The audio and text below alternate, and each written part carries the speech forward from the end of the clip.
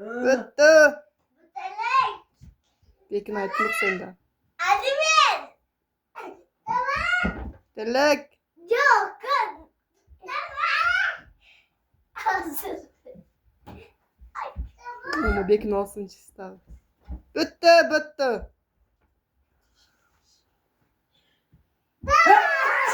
Anne. Ay, tamam.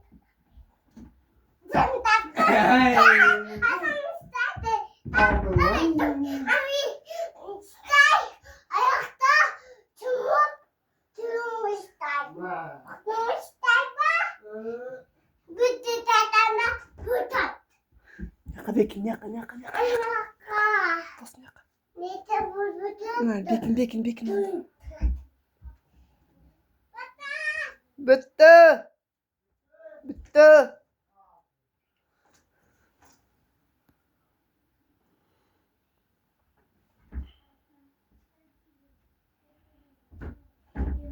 Kaşsız yediğin kaşlar. Yaktamez. Yaktan. Nereden kana gittin nereden? O işte o nege bekinip kaldı. Nereden kana?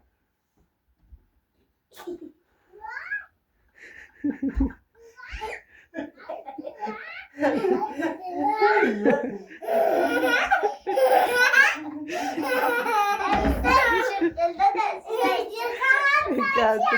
Uncuk baytırır basın. Aç kala dedi. Ya kaçıyorsun be çaçan ne? Gen yaka Bekin aytma. Yok. Dilek.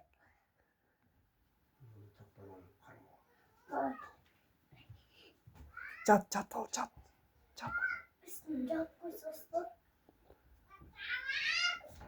Bir dilek.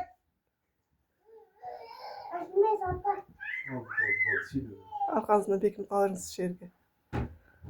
Bitti.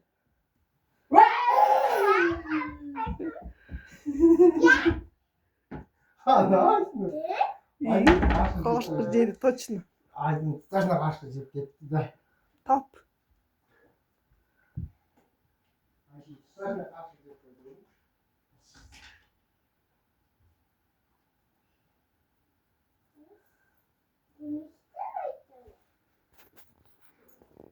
Döydü. De жақшылап қарасаң табасың. Қана. Tamam.